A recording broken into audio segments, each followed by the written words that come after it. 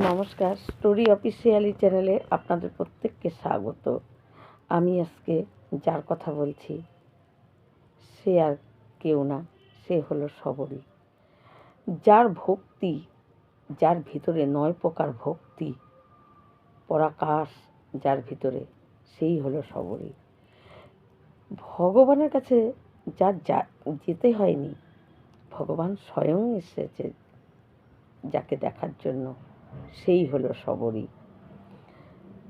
এই শবরী ছিল শবর বংশের এক কন্যা। তার পিতামাতা বিয়ে ঠিক করেছিল। তার বিয়েতে অনেক হরিণ, অনেক রকম পশু বেঁধে রেখেছিল। বিয়ের আগের দিন বেঁধে রেখেছিল যে পরের দিন বরযাত্রী আসবে, নিমন্ত্রিত লোকদেরকে সেগুলোকে কেটে মাংস রান্না করা হবে এবং রান্না করে সেগুলো খাওয়ানো হবে। শবরী যখন দেখে এত পশু তাদের বাড়িতে বাঁধা, এবং সে যখন জানতে পারে যে কালকে এদেরকে কাটা হবে এবং মাংস রান্না করে তার বিয়ের জন্য সমস্ত ভোজ মানে খাওয়ানো হবে, তখন সে ভাবে যে এত এত পশুর প্রাণ, আমার জন্যই তো তাদের প্রাণ চলে যাবে। তাই শবরী মনে মনে ভাবে যে আমি যদি বিয়ে না করি তাহলে তো এই পশুদের প্রাণ বেঁচে যায়। এই ভেবে সে কি করে, সমস্ত পশুর বাঁধন খুলে দেয়, সমস্ত পশু চলে যায়। এবং যাওয়ার সময় শবরীকে তারা পশুরা আনন্দে তাদের মৃত্যুর থেকে রক্ষা করার জন্য শবরীকে বলে, তুমি যেরকম আমাদের বাঁধন মুক্ত করে দিয়েছ, তোমাকেও এই কর্মবন্ধন থেকে তুমিও মুক্ত হয়ে যাবে, তোমাকেও কর্মবন্ধনে বন্ধন হয়ে থাকতে হবে না। শবরী ভাবে আমি যদি এখানেই থাকি আমার বিয়ে আবারও ঠিক করবে, আবারও এরকম পশু আনবে। তাই শবরী বাড়ির থেকে বেরিয়ে পড়ে। বাড়ির থেকে বেরিয়ে পড়ে এসে যেতে যেতে যেতে ভাবে যে আশেপাশে গ্রামে যদি থাকি সেখান থেকেও আমি ধরা পড়ে যাব, আমাকে নিয়ে যাবে, আবার আমার বিয়ে ঠিক করবে। তাই সে যেতে যেতে যেতে এক বনের মধ্যে যায়। বনের মধ্যে দেখে যে অনেক ঋষি সেখানে যজ্ঞ করে, তারা তপ করে, জপ করে, এরকম ঋষিরা থাকে এবং তাদেরকেও সে দেখায়নি। তাদের ওই বনেই সে চুপ করে নিজেকে লুকিয়ে সে থাকতো। কিন্তু তার মনের একটা ভাব ছিল যে যদি আমি এই সাধু, এই মুনি ঋষিদেরকে একটু সেবা দিতে পারি, কিন্তু আমি যদি সাক্ষাতে গিয়ে তাদেরকে সেবা করতে চাই তাহলে তো আমার সেবা তারা নেবে না, গ্রহণ করবে না, কারণ এরা ব্রহ্ম ঋষি আর আমি অনেক নিচু কুলে আমার জন্ম, নিচু কুলে আমার জন্ম, তাই আমাকে আমার সেবা তো এরা গ্রহণ করবে না। কিন্তু এই ব্রহ্ম ঋষি সাধু এদেরকে সেবা না করলে ভগবানকেও পাওয়া যায় না, এদের সেবার মাধ্যমে ভগবান সন্তুষ্ট হয়।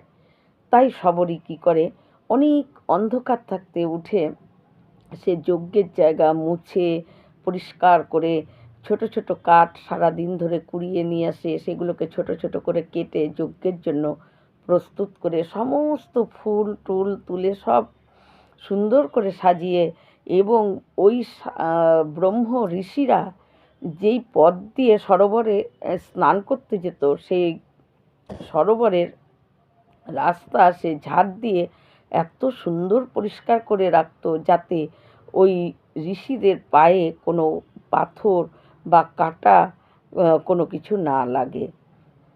কিন্তু ঋষিরা এই রকম ঘুমের থেকে উঠে তারা যখন স্নান করতে যায়, সেই রাস্তা এত পরিষ্কার এবং যজ্ঞ করতে এসে দেখে সমস্ত গুছানো, এই দেখে সবার মনে হয় যে কে এমন এই কাজ করে, কে এরকম কাজ করে যে আমাদেরকে এরকম চুপচুপ করে এইভাবে আমাদের সেবা কে করছে, কিন্তু তাকে তো দেখতে পায় না কেউ। কিন্তু প্রতিদিনই যেন এরকম স্নান করতে যায় সরোবরে, রাস্তা একেবারে পরিষ্কার, যজ্ঞের সমস্ত কিছু গোছানো। একদিন আহ, ওই মাতঙ্গী নামে এক ব্রহ্ম ঋষি ছিল। সেই ঋষি তার শিষ্যদেরকে বলে যে আজকে রাত্রি জাগো, রাত্রি জেগে এক একজন এক এক জায়গায় লুকিয়ে থাকো, দেখতেই হবে কে এমন করে আমাদের সেবা করে যাচ্ছে।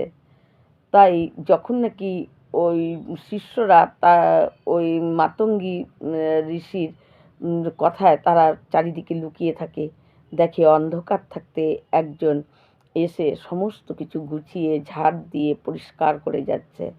তারা যখন বলে যে তুমি কে, তখন মানে সবরই মানে নিজে শুকিয়ে যায়, কোনো আওয়াজ দেয় না, মনে মনে খালি ভাবে যে আজ থেকে আমার এই ঋষিদের সেবাও আমার চলে গেল, আমি আর ঋষিদের সেবা করতে পারবো না বলে তার মনে দুঃখ হয় যে আজকে আমাকে ওরা দেখে ফেলেছে, তাই আমি আর এইভাবে সেবা করতে পারবো না।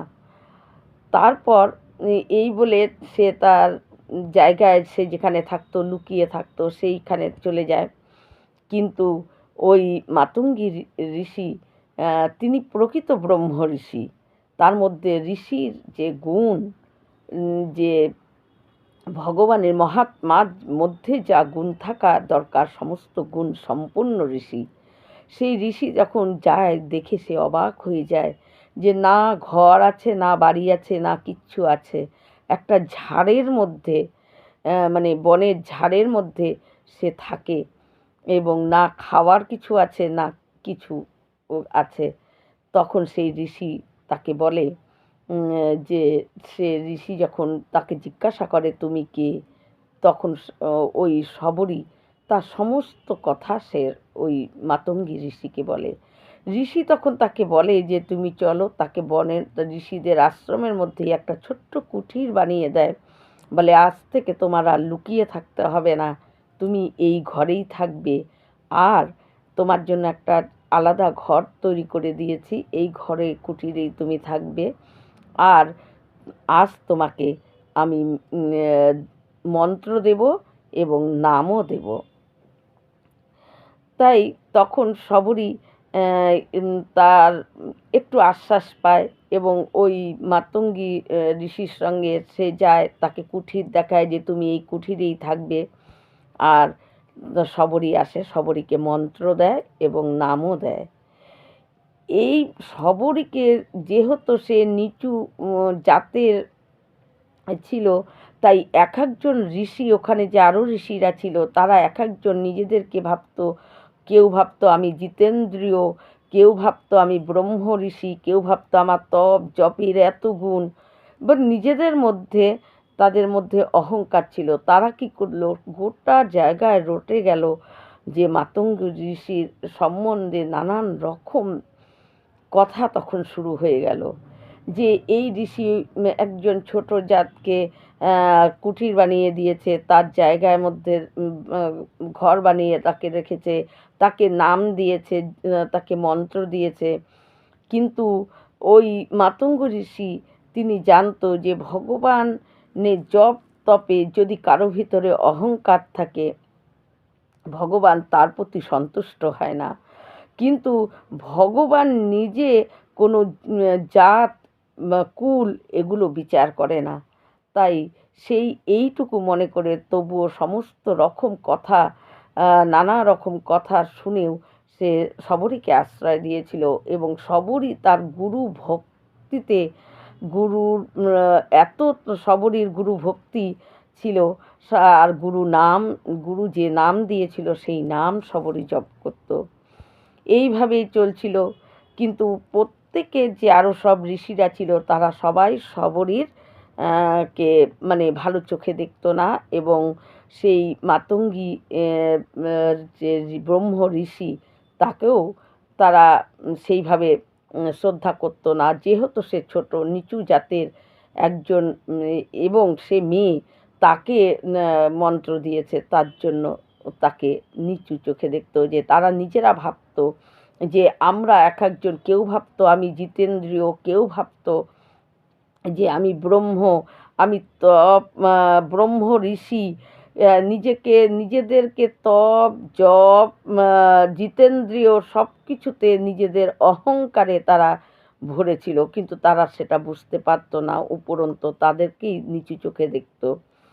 একদিন আকাশ থেকে দৈববাণী হয়, ওই মাতঙ্গী ঋষি বসে আছে সেখানে, যে তুমি এই শবরীকে আম নাম দিয়েছ এবং মন্ত্র দিয়েছ, তাকে কুঠির বানিয়ে দিয়েছ জন্য তোমার উপর ভগবান খুব সন্তুষ্ট হয়েছে। তাই ভগবান তোমাকে নিজে বিমান পাঠাচ্ছে, তুমি ভগবানের কাছে চলে আসো। তাই এই কথা শোনার পর যখন উপর থেকে বিমান আসে, তখন শবরী গুরুদেবের কাছে খুব কাঁদে, যে একমাত্র আমাকে তো কেউ সব জায়গায় আমাকে সবাই অবহেলা করে, সবাই আমাকে নিচু চোখে দেখে, কি একমাত্র আপনি তো আমাকে আশ্রয় দিয়েছেন, আপনি চলে যাবেন বলে সে খুব কাঁদে, গুরুদেব চলে যাবে বলে। কিন্তু তখন মাতঙ্গী ঋষি বলে যে জপ, তপ, জিতেন্দ্রিয়, ব্রহ্ম, ঋষি, এই সব কিছুই তো ভগবানের জন্য। সেই ভগবান যখন আমাকে তার কাছে নিতে আসছে, তাহলে এর এর জন্যই তো আমার জপ তপ।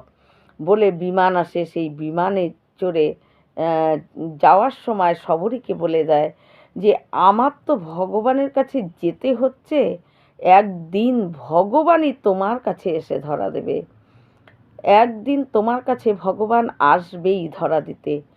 আমার তো ভগবানের কাছে যেতে হচ্ছে, তোমার ভগবানের কাছে যেতে হবে না, তোমাকে ভগবান এসে দেখা দেবে।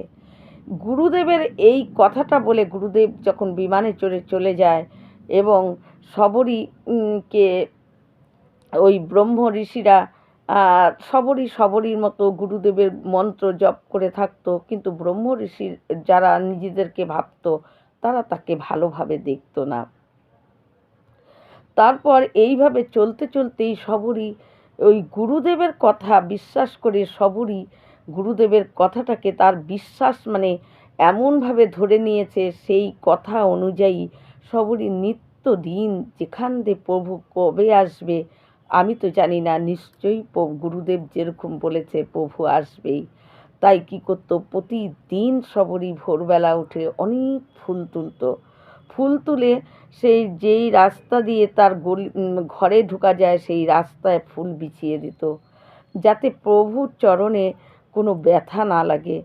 আর গাছে বনে গিয়ে সারাদিন ধরে ফল ওগুলো নিত এবং প্রত্যেকটা গাছের থেকে ফল প্রথমে সে নিজে মুখে দিত, যদি টক হতো সেই গাছ থেকে ফল নিত না, যেই গাছের ফল তার খেতে স্বাদ লাগতো মিষ্টি, সেই ফলগুলো সে পেড়ে পেড়ে আঁচলে গুছিয়ে সে ঘরে রেখে দিত, অপেক্ষা করত প্রভুর জন্য।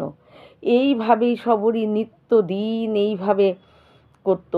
একদিন শবরী কী করে, ভোরবেলা যখন ফুল বিছিয়ে দেওয়ার আগে ভালো করে জায়গাটা পরিষ্কার করত, ঝাড় দিত, সেই ঝাড় দেওয়ার সময় ঝাড়ুর থেকে একটা পাথর গিয়ে সেই যারা নিজেদেরকে ব্রহ্ম ঋষি, জিতেন্দ্রীয় ঋষি ভাবত, তাদের গায়ে একটু লাগে।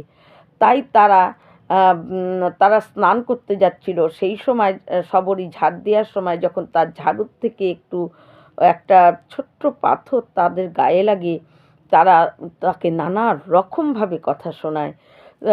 নিচু জাত, নিচু কুল, যত রকম আছে, এবং তারা অপবিত্র হয়ে যাচ্ছে তার মানে এই নিচু জাতের জন্য তাকে নানা রকম কথা শোনায়।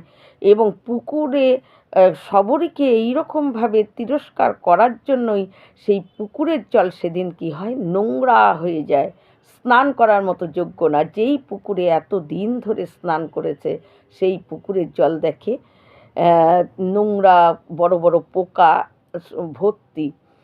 তখন সেই ঋষিরা এসে শবরীকে বলে যে তোমার ছোঁয়া পাথর ওই ঝাড়ুর, তুমি ঝাড়ু ছুঁয়ে আছো আর সেই ঝাড়ুর ছোট্ট পাথর আমাদের গায়ে লাগছে, তাই অপবিত্র হয়ে যাওয়ার জন্য আজকে দেখো তোমার জন্য এই ছোট কুলের তুমি এ, হয়ে তুমি এই পুকুরের জল তার জন্য পোকা হয়ে গেছে, অপবিত্র হয়ে গেছে, এই পুকুরের জল আর আমরা স্পর্শ করতে পারবো না, আমাদের এ, ব্রহ্ম ঋষিদের এই জল আর কাজে লাগবে না।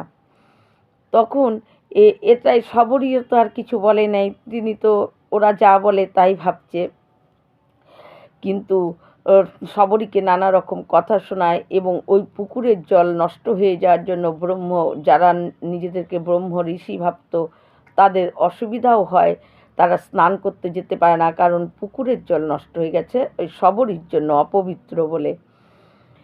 তারপর এইভাবেই সবরী প্রতিদিন নিত্যদিন প্রভুর জন্য ফুল বিছিয়ে দিত, ফল এনে রেখে দিত ঘরে। একদিন প্রভু রাম জানে যে প্রভু রাম তখন বনবাসে, কিন্তু ওই বনবাস থেকে সবরীর কাছে আসে এবং সবরীর কাছে যায় এবং দেখে ফুল একদম বিছানো, এবং যাওয়ার সময় যখন ওই ঋষিদের মধ্যে একজনকে জিজ্ঞাসা করে সবরী মাতার বাড়ি কোনটা, তারা বলে ওই যে ওখানে যে ফুল পাড়া আছে ওখান দিয়ে গেলেই পাওয়া যাবে। তখন ভগবান রাম ওই ফুলের মধ্যে পা দিয়ে রাম আর লক্ষ্মণ যখন সবরীর কাছে ঢুকে, সবরী দৌড়ে এসে প্রভুকে প্রণাম করে এবং রাম তার নিজের মা মনে করে সবরীকে তার বক্ষে জড়িয়ে ধরে এবং সবরীকে একদম তার কাছে নিয়ে বসায়। এটাই হলো ভগবানের প্রেম, এটাই হলো, এই প্রেম যদি কেউ পায়, ভগবানের প্রেম পেলে, ভগবানের এই ভালোবাসা পেলে আর অন্য কোনো কিছুই দরকার হয় না। তাই ভগবান সবরীকে তার কাছে নিয়ে বসায় এবং সবরীর হাত ধরে ভগবান সবরীকে দেখছে, কিন্তু তখন সবরী আবার দৌড়ে গিয়ে ঘর থেকে কি করে ফল নিয়ে আসে, প্রভু রামকে একটা একটা করে ফল দেয়, আর রাম সেই ফল খেয়ে সবরীকে বলছে বনবাসের যে পরিশ্রম, এই ফল খেয়ে আজকে এই পরিশ্রম যেন আমার শরীর থেকে দূর হয়ে গেল। এটাই হলো ভগবান, যে নিজে 56 প্রকার ভোগের অহংকার নেই। ভগবান এটা বলে না যে আমি 56 প্রকার ভোগ খাই, আমি একটা ফল খাচ্ছি এটাতেই তুমি ধন্য হয়ে যাচ্ছ, এই এই ভাব ভগবানের মধ্যে থাকে না, এই ভাব মানুষের মধ্যে থাকে, যে আমি অনেক ভালো ভালো জিনিস খাই, আজকে এখানে তাই এইটা খেয়ে নিলাম, এই ছোট করে দেখার ভাব মানুষের মধ্যে থাকে, ভগবানের মধ্যে থাকে না।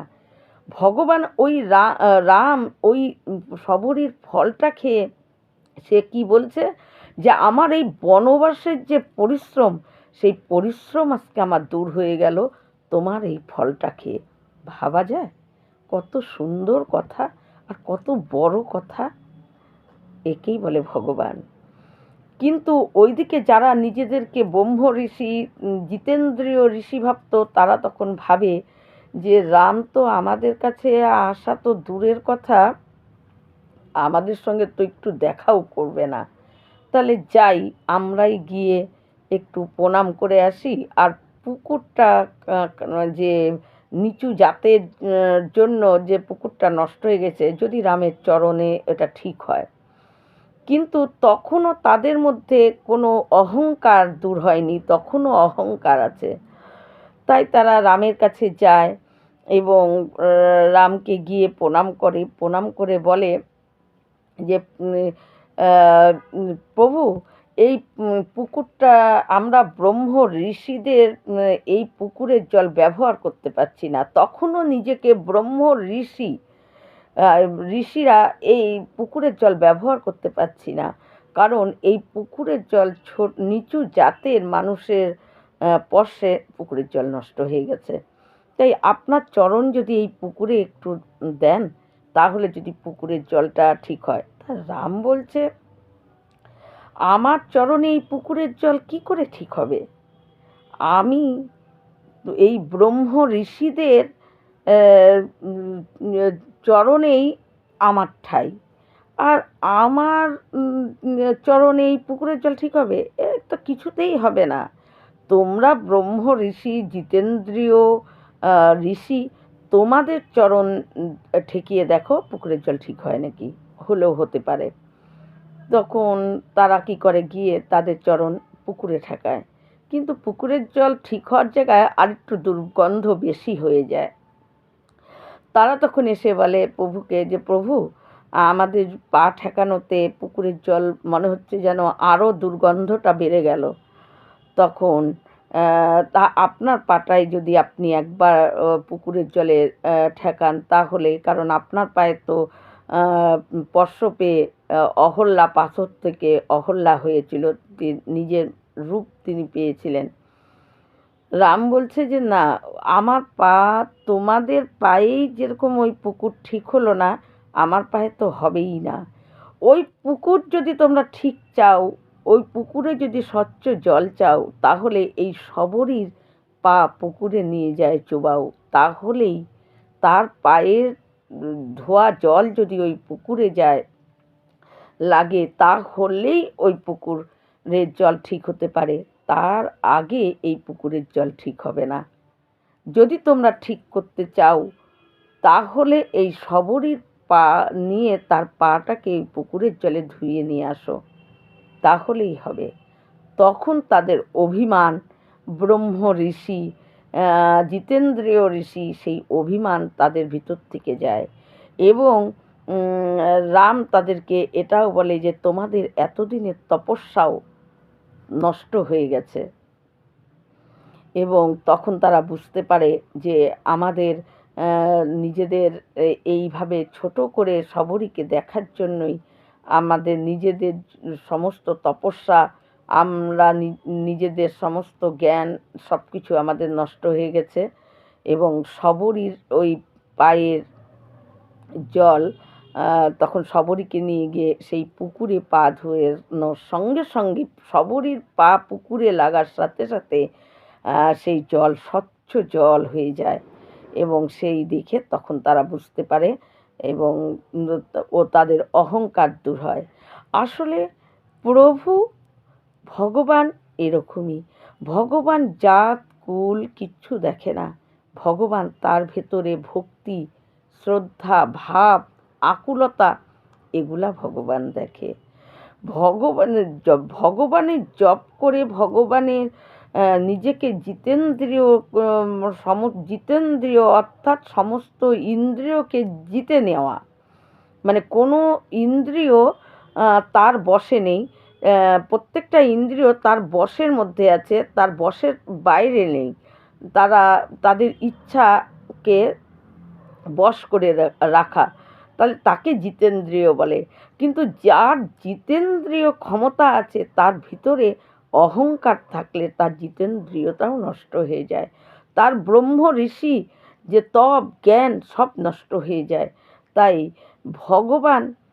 ভগবানের কাছে কোনো ছোট, নিচু, উঁচু বলে কিছু নেই। ভগবান শুধু দেখে তার ভাব, তার আকুলতা, তার তার মধ্যে তার কতটা ভগবানের প্রতি বিশ্বাস, ভগবানকে দেখার কত আকুলতা, এটাই ভগবান দেখে। তাই শবরীকে ভগবান এইভাবে নিজে এসে দেখা দিয়েছিল, এবং শবরীর কাছ থেকে ফল খেয়ে ভগবান নিজে বলেছে যে, আমার এই বনবাসের যে পরিশ্রম, সেই পরিশ্রম আজকে আমার এই ফল খেয়ে দূর হয়ে গেছে। এই রকম ভিডিও পাওয়ার জন্য আমার চ্যানেলটিকে সাবস্ক্রাইব করবেন। নমস্কার।